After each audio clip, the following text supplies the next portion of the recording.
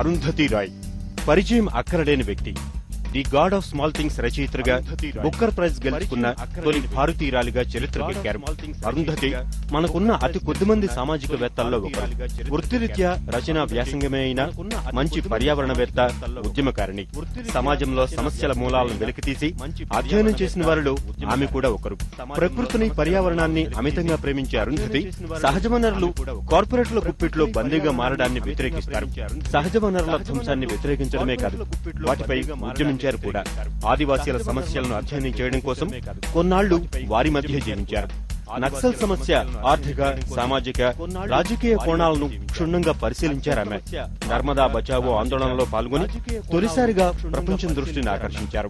సహజ వనరులు స్వచ్ఛంగా, అచ్చంగా ఉంటేనే మానవ మనుగడ 10 కాలాల పాటు పచ్చగా ఉంటుందని నమ్ముతారామె. మన రాష్ట్రంతోనూ అరుంధతికి పరిచయం ఎక్కువే. సాహితీ సమావేశాలకు అడపాదడపా హాజరవుతూనే ఉంటారు. షిల్లాంగ్ లో జన్మించిన అరుంధతి కేరళలో పెరిగారు. ఢిల్లీలో ఉన్నత విద్య చదివారు. ప్రపంచీకరణకు వ్యతిరేకంగా, నర్మదా డ్యాం నిర్మాణానికి వ్యతిరేకంగా గళమెత్తారు. దండకారణ్య ప్రాంతంలో కొన్నాళ్ల పాటు ఉండి ఆదివాసీల సమస్యలను అధ్యయనం చేశారు. అరుంధతి తాజా రచన బ్రోకెన్ రిపబ్లిక్ తెలుగు అనువాదం ధ్వంసమైన స్వప్నాలు ఆవిష్కరణ సందర్భంగా మా హన్స్ ఇండియా ప్రతినిధికి ఇచ్చిన ఇంటర్వ్యూని ఇప్పుడు చూద్దాం. స్వప్నాలు ఆవిష్కరణ సందర్భంగా మా హన్స్ ఇండియా ప్రతినిధికి ఇచ్చిన ఇంటర్వ్యూని ఇప్పుడు చూద్దాం.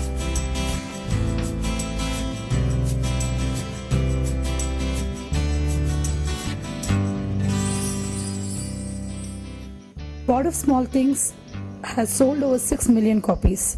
It's translated into 40 languages and has won the Booker Prize.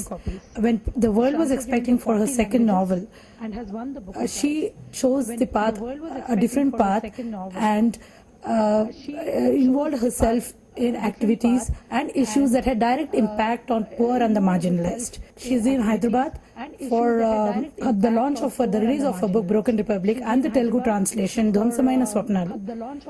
She's with us, Arundhati Roy, the noted novelist and the writer and activist and a world citizen.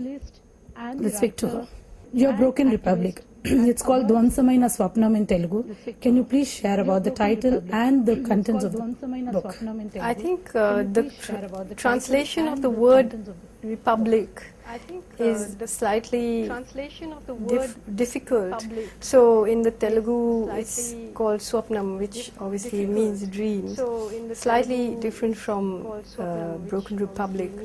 But the book is a collection of 3 essays, most of which are about, all of which are about the sort of civil war that's been unfolding in central India, the war that people don't want to see, and where you have in Chhattisgarh, Orissa and Jharkhand and 2 West Bengal what the government or the establishment calls the Maoist corridor, and what some of us call the MOUist corridor, because essentially the governments have signed hundreds of MOUs, memorandums of understandings, with mining companies and infrastructure companies, sort of massive process of social engineering, and obviously people are resisting that, not just in the forests and not just the Maoists, but all across.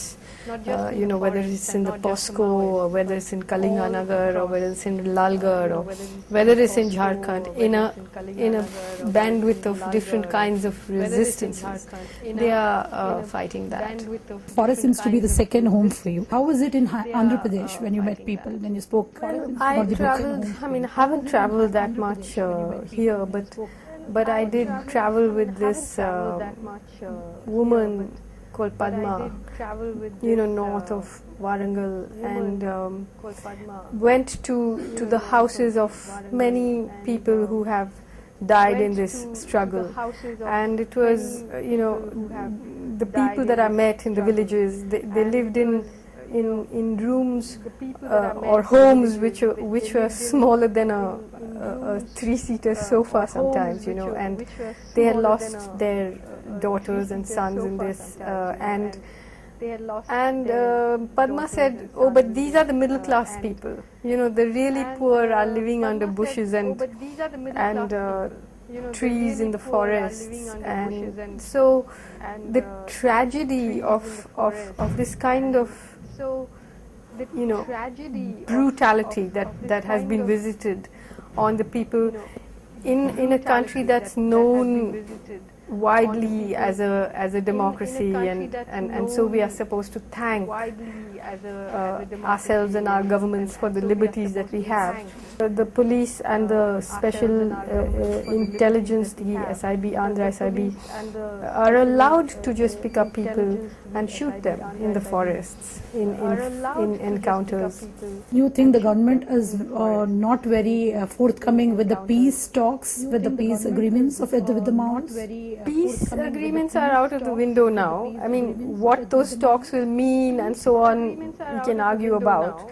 But really, I think at this point of time, the real issue is that you have a situation where, as I said, there are these hundreds of secret memorandums of understanding that have been signed with mining corporations.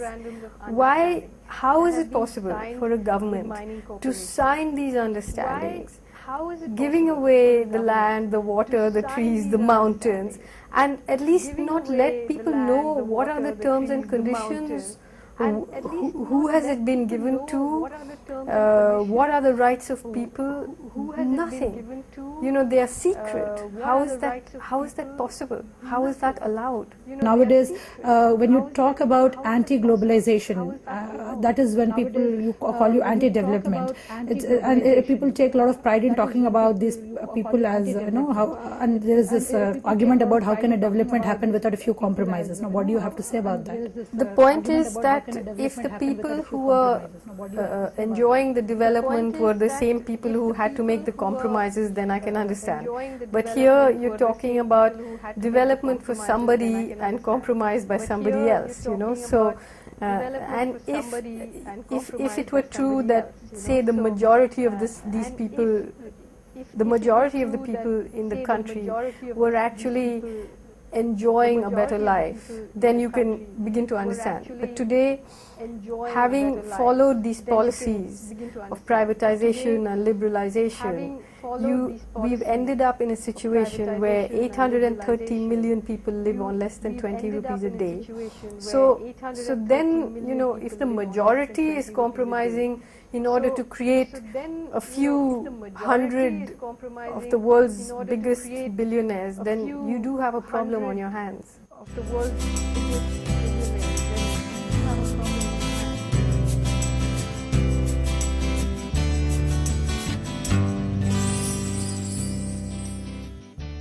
తేనెలూరే కమ్మనైన గులాబ్ జామున్ల కోసం వాడండి Abhaya gold వారి instant gulab jamun mix. జరుపుకోండి ప్రతి పండుగను ఘనంగా. బాబు, ఒక్క నిమిషం. ఇది లేకుండా మా ఫ్యామిలీ ఫోటో పూర్తి కాదు. మా పిల్లల కన్నా ముందు నుంచి మాకు దీంతో అనుబంధం ఉంది. బాబుని చక్కగా చదివించుకోగలిగాను, అమ్మాయికి ఘనంగా పెళ్లి చేశాను, సొంతింట్లో ఉంటున్నాను. కపిల్ చిట్ ఫండ్స్, మీ కలలకు సాకారం. ఈ వారం శ్రీమతి ఎయిర్లైన్స్ లో బ్యాంకాక్ లోని మిసెస్ కరుణ గారింట్లో కమ్మని వంటకం చైనీస్ భేలీ. బ్యాంకాక్ లోని మిసెస్ కరుణ గారింట్లో కమ్మని వంటకం చైనీస్ భేలీ. శ్రీమతి ఎయిర్లైన్స్ ఈ గురువారం మధ్యాహ్నం 3:30 గంటలకు. ఈ కార్యక్రమాన్ని మీకు సమర్పిస్తున్న వారు అభయ గోల్డ్ వారి అమ్మ మసాలా పౌడర్స్. ఈ కార్యక్రమాన్ని మీకు సమర్పిస్తున్న వారు అభయ గోల్డ్ వారి అమ్మ masala powder.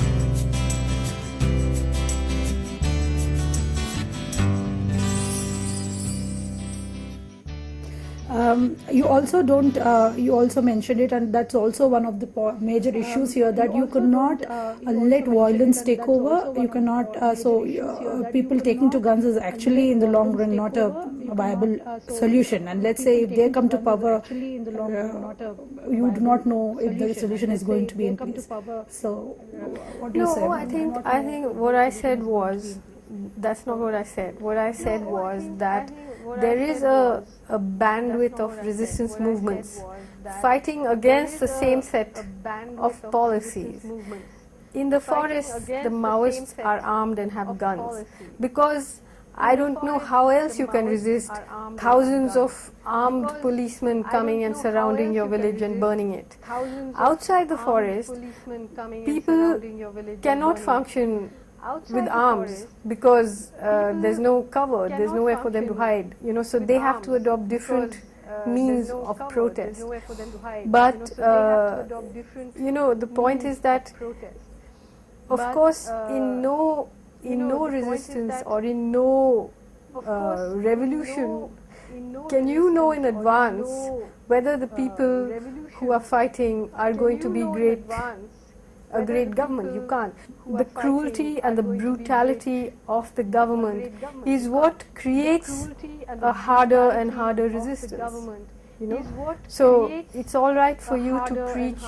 I mean, why is the government and the media and everybody so happy about non-violent resistance of people, where they don't apply that non-violence to themselves? Nobody's talking about a non-violent government. That brings me to the current hot topic, Anna Hazare, and you obviously don't agree to the model village that he talks about. So can you please elaborate on that? No, I mean, his model village is one thing. It's important because if everybody is going around saying I am Anna, then we better know, they better know who Anna is. But from wherever, apart from the screaming anchors on television, what's emerging now is a person who has very close links to the RSS, who has never said anything about the farmer suicides in his neighborhood, or anything about the war that's unfolding in central India, or anything about Nandigram or Singur or land acquisition or anything. The only thing we know or we've heard him say is praise for Raj Thackeray's Marathi Manus xenophobia, praise for Narendra Modi's development model, which he withdrew. I mean, he withdrew his statement, but I don't think you can withdraw your admiration. So who is he, and what is this movement about? Certainly a lot of people who have suffered from the humiliation of daily corruption are there, hoping for a change. But is this bill going to bring that change? For me, what is very worrying is that, first of all, you can easily see the signs of the Hindutva brigade behind it. The second of all, just at a time when, after the 2G scam and the Bellari scam and all these scams, we have seen very clearly the collusion between the media, the ministries, meaning the government, and the corporations, who are the real people who have run off with all the money. And at a time when the government is being forced to pull back from its traditional duties, and NGOs and corporations are running water supply, electricity, telephones, transport, all of this. So they are functioning as the government. So if you actually do want a Lokpal bill, I would have imagined that the corporates, the NGOs, and the corporate funded media would be part of the Lokpal, that the Lokpal would also have jurisdiction over them, because they are functioning as a government. But instead, the only accusations are being made against the government by these people who have also been involved in all the scams. All the corrupt politicians are now standing up and saying we also support this. And then that movement is being used as a platform to criticize the government, to say it's corrupt, which it is, and say now we need less government and more reforms. So you're actually pressing for a set of reforms which are already unjust, that are already pushing people into poverty. And the other thing I want to say is, what is corruption? How do you define it? Is it just financial irregularity and bribing? Or is it the currency of social transaction in a very unequal society? And if there's a Lokpal that's going to oversee, create a parallel oligarchy that's going to be investigating the Prime Minister down to the municipality, then will she have to pay the Lokpal too? You know, you ask any questions and the only answers are Vande Mataram or Jai Hind or Bharat Mata ki Jai. But are we really, is the way to address a problem that is grown out of inequality, to address the inequality, or to concentrate the power in the hands of even fewer people? When the world literary circles are actually giving a critical acclaim to your essays and you're being admired, why is it that Indian literary circles, not all of them of course, but a huge chunk of them, are actually very vocal about your writings? Well, look, the thing is that what am I writing about? I'm writing about extremely controversial subjects in which there are huge vested interests. So obviously, I can't expect everybody to stand up and clap and say wah wah wah. What is actually disturbing is that you see what happens is that the upper classes, the ruling classes, they call themselves India. The point is that there is a class which has decided that it is India, that its opinions are Indian opinion, and the others are left out. They are left out of everything. They are left out of the movies. They are left out of the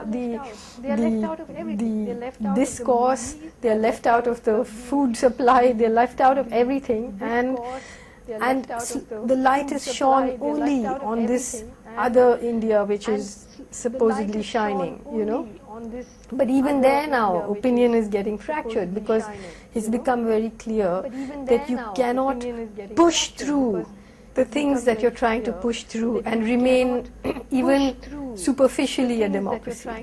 These policies cannot be pushed through unless it becomes a military state, and increasingly it's becoming a police state. Even here, you check into this hotel and they want to take your picture, they want your ID, you feel like you're in a police station when you check in.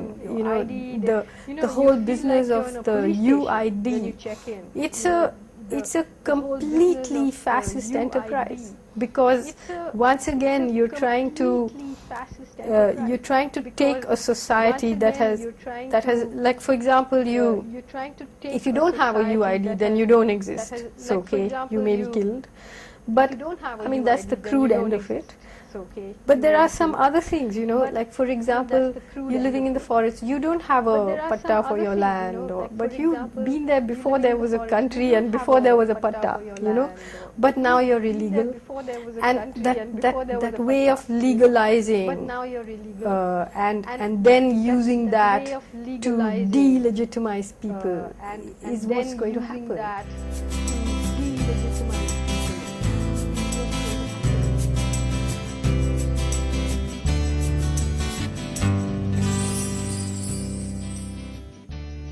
తేనెలూరే కమ్మనైన గులాబ్ జామున్ల కోసం వాడండి Abhaya gold వారి instant gulab jamun mix. జరుపుకోండి ప్రతి పండుగను ఘనంగా.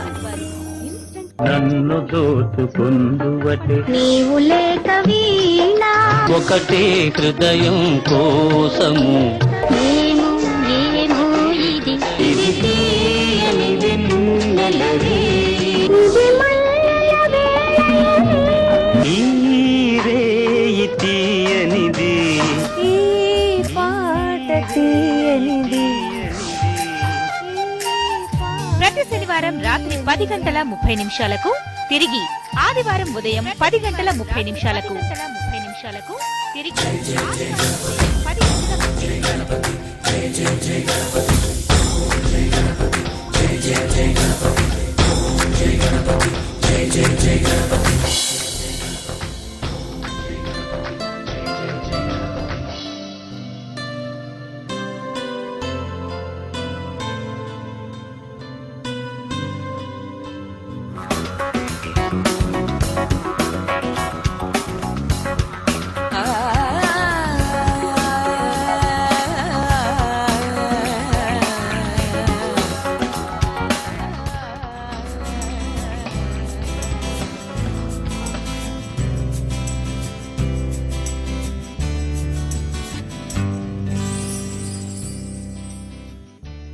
topic of your first novel, which is about women and in Kerala, but it is it is an Indian phenomenon. Do you see, though you don't talk about it much, do you see any change, or how is it now after the 14 years? I think after 97 when you wrote and before that, of course.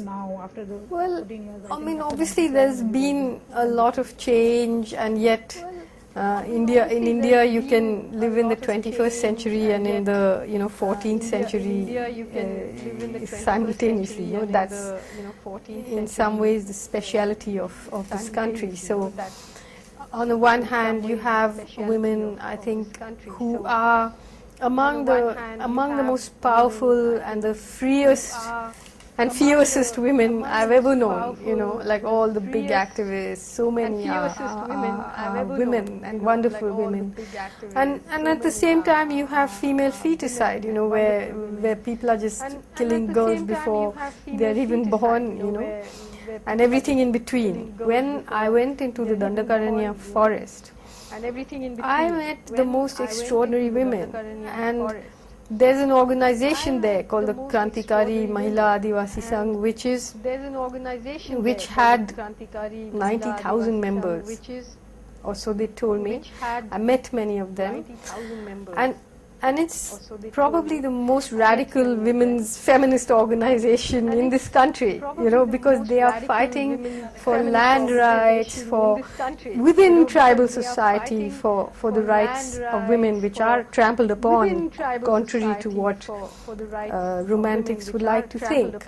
So you wonder, what has happened to the feminist movement in this country. And one of the things that has happened is that you go to Dandakaranya, you go to Narmada, and you see the women are leading the fight, but those women are not formally considered feminists, because the feminist movement has been NGOized to a great extent. Now some of those NGOs do good work, it's not that they don't, but funded NGOs will not really engage in things that change the economic structures, So you really don't want to get into the issue of big dams or into the issues of mining and so on, because then the funds will dry up. Industry is needed for creating employment opportunities. Dams are needed for improving the water resources. Basically, the whole argument again comes back to development versus non-globalization or localization. No. I'm sorry, but the thing is that these are the most loosely used words in the modern lexicon, Oceans being emptied of fish, to perhaps the death of the honeybee. What will you do if there are no more bees? There is no more pollination. The question was, is there a midway that you can suggest? What I was saying yesterday, the fact that first there's a series of decisions that has been made over hundreds and hundreds of years, defining what we mean by civilization, what we mean by happiness.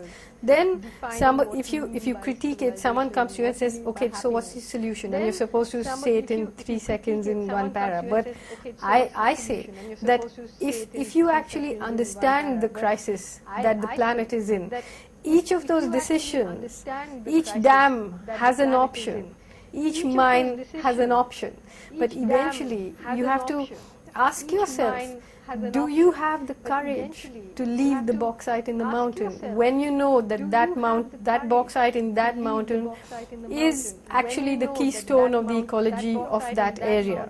And if you take it out, sure, you can make planes and missiles and bombs, you can create that toxicity, you can kickstart an economy, but eventually at some point you're going to have to realize that you have to start thinking in a different way.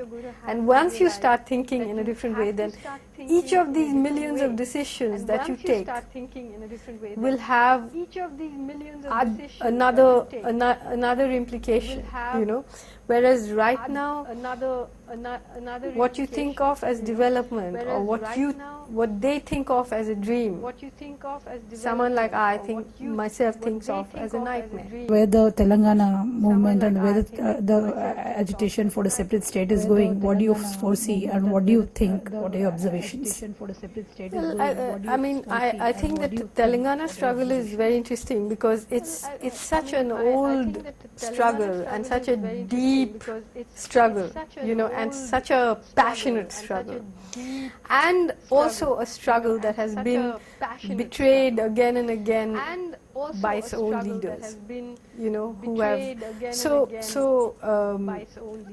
eventually I think the people will get or only get what they fight for, so the idea of a separate state, I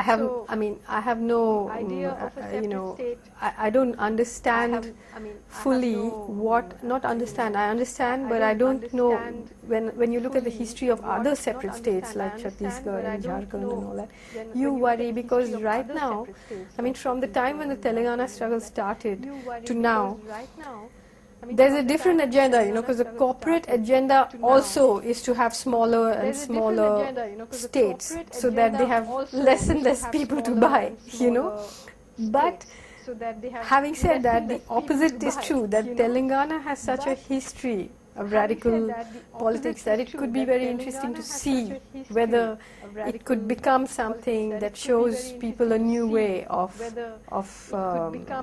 living or thinking or being. But I think that's up in the air. Can it do something different? To show as you know, even in Andhra, everything is about caste and Madigas and Malas and Reddys and Kapus and all that. So, can it be something that we admire and look forward to instead of more of the same? I need to be convinced about that. Where though I'm totally, I can understand the deep desire for a separate state, and I have no. I'd support that because if it's something the people really want, they should have it. Thank you so much. And it's been a pleasure talking to you. On that note, we take leave from Arundhati Roy, and we hope that all her experiences or some of her experiences turn out to be another novel, if not for the critics, for the book lovers who love her books. Thank you so much. If not for the critics, for the book lovers who love her books.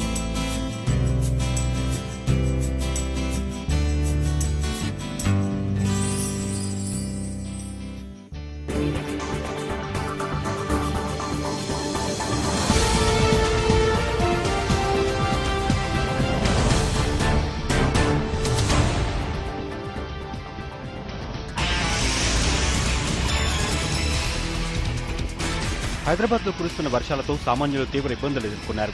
రాత్రి కురిసిన వర్షానికి నగరంలోని పలు ప్రాంతాలు జలమయమయ్యాయి. అంబర్పేట, రామాంతాపూర్, ఉప్పల్, బోడుప్పల్, హబ్సిగూడ ప్రాంతాల్లో రోడ్లపై నీరు భారీగా నిలిచిపోయింది. శ్రీనగర్ కాలనీ, బాలకృష్ణ నగర్, బాలాజీనగర్ కాలనీ ప్రాంతాల్లో ఇళ్లలోకి వరద నీరు భారీగా చేరింది. పంజాబ్ లో కురుస్తున్న భారీ వర్షాలకు జనం వెలువెల్లాడుతున్నారు. నదులు, కాలువలు పొంగి పొర్లుతూ ఉండడంతో వరద విభత్సానికి పంట పొలాలు నీట మునిగాయి.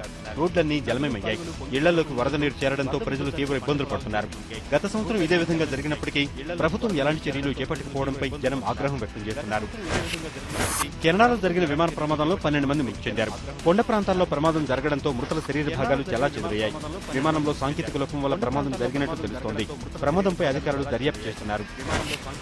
శ్రీకృష్ణుడు నడియాడిన మధురలో కృష్ణాష్టమి వేడుకలు అత్యంత వైభవంగా జరుగుతున్నాయి. గోపాల బాలకుని నామస్మరణతో మధుర మారుమోగుతోంది. భజనలు, సంకీర్తనలతో భక్తులు వేడుకలను అత్యంత వైభవంగా జరుపుకుంటున్నారు. దేవకి నందనుని చిలిపి చేష్టలు గుర్తు చేసేలా ఉత్సవాలు కన్నుల పండుగగా జరుగుతున్నాయి.